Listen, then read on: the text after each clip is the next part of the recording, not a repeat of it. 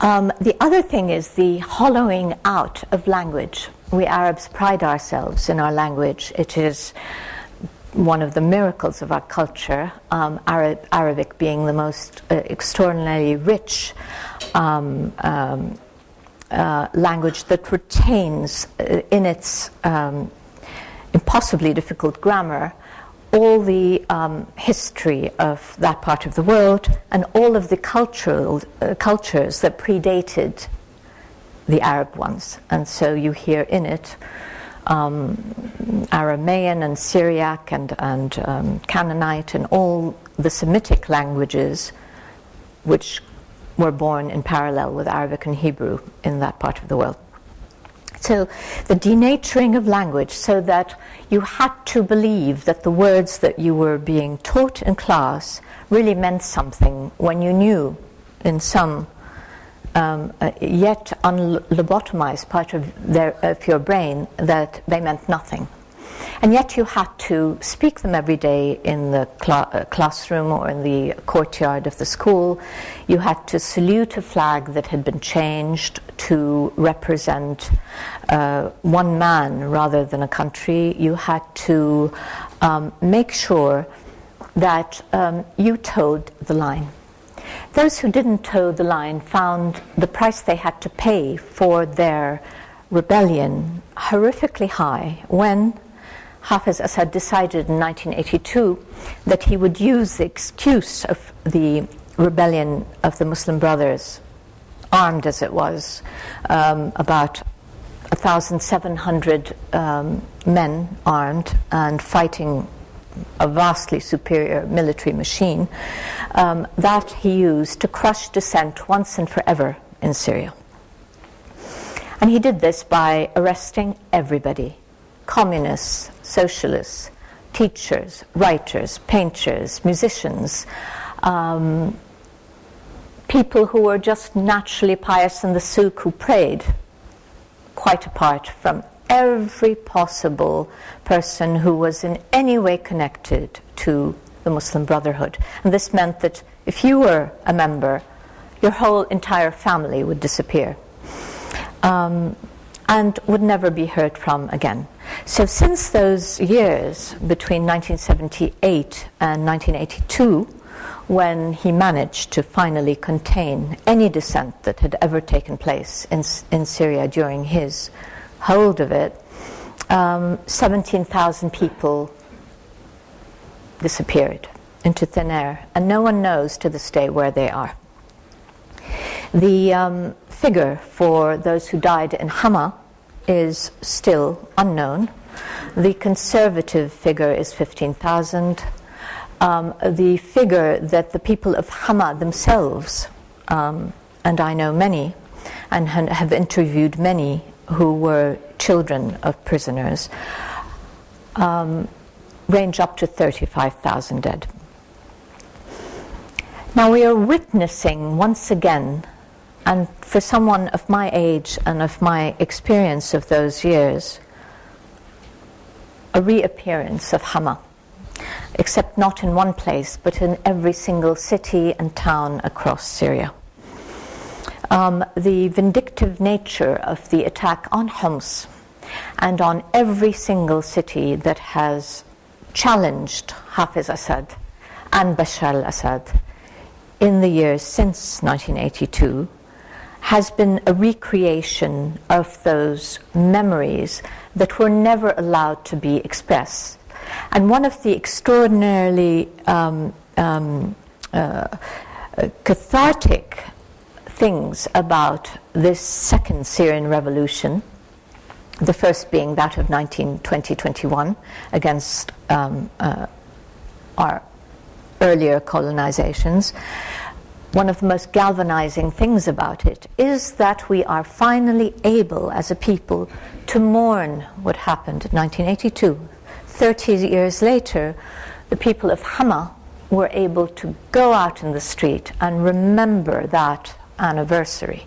And this was the first time it had happened ever, that a protest in Hama could come out and people could hold up the pictures of their dead and hold up the names of their dead, and they could remember. And as we know from cultures all over the world, the act of remembering and the act of acknowledging what monstrous thing had happened to one as a nation is the very important and vital building stone of any healing.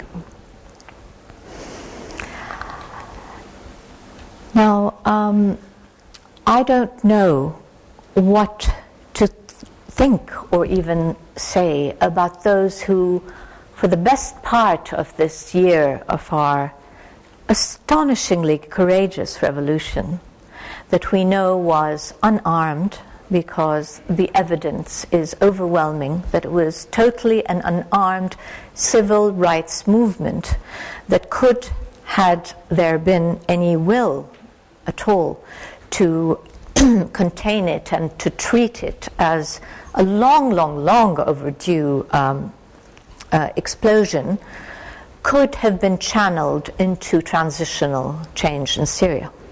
Instead, the force of the military, which the Assads has spent 42 years making into a sectarian killing machine, where a conscript army of nigh destitute soldiers who were forced to give 4 years of their lives to be the slaves of the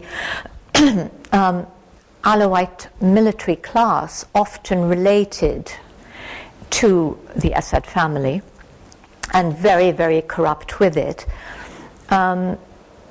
could be turned into no longer a national army at all, but a machine that would suppress any movement for change and that would keep one clan in power. The fact that the defections have been so slow in coming, despite the horrific nature of what the soldiers have had to see and do, has been mainly because the cost of defecting, as you must know from the news, has been made intolerably high. So those brave few thousand men who did defect were either shot on sight, or they were arrested and tortured to death, or they were the subject of entire villages being punished because of their defection. And also the homes or cities or neighboring villages that tried to hide the defectors or tried to feed them or protect them, the kind of situation we know, for example, from Latin America and from the long and horrifying years of military rule there, very much played itself out in Syria and is continuing to do so, unless there is an imaginative solution and a sort of international willpower to find a way of protecting those elements of the Syrian army that still remember that they are not the private militia of the Assads, and not there to just protect their ill-gotten gains and their milking of Syria for 42 years. Despite the indescribable brutality and vindictiveness against the most helpless and the most vulnerable that we have seen, I am still determined to believe that the escalating cost and human suffering to Syria brings us closer and closer to its freedom. I do not at all believe in the idea that Syria is falling into a civil war. It is certainly falling into a bloody confrontation between the hardcore of a very small minority and the rest of the country. The idea that minorities are somehow still backing Assad has been a central myth of the Assad regime, which tried to divide and rule exactly as the French did. So the idea that Christians are not rebelling, that they have not had a long history of imprisonment and suffering, and that Alawites themselves don't have their own remarkable dissidents who suffered twice and 3 times and 5 times the punishments that were meted out to the Sunni prisoners in the same dungeons. And I know this from having interviewed them and visited them upon their release. I know that the Ismailis and the Druze and the Assyrians in Syria all have had their protest movement, as have had the Kurds, who in many ways were the forefathers of this revolution that we saw in 2010, when they rose in Nuruz, in Qamishli, on the border with Turkey, in an attempt to win from the Ba'ath regime that had denied them all civil rights since it came to power in 1963, some element of protection under the law. So I am, despite everything, optimistic, and I feel that this is something that has happened that I thought I would die before seeing. The true and total breakage of the monstrous sort of cement statue that Syria was made into by the Assads. I am delighted to be able to have a discussion with you, which is the most interesting part of this evening.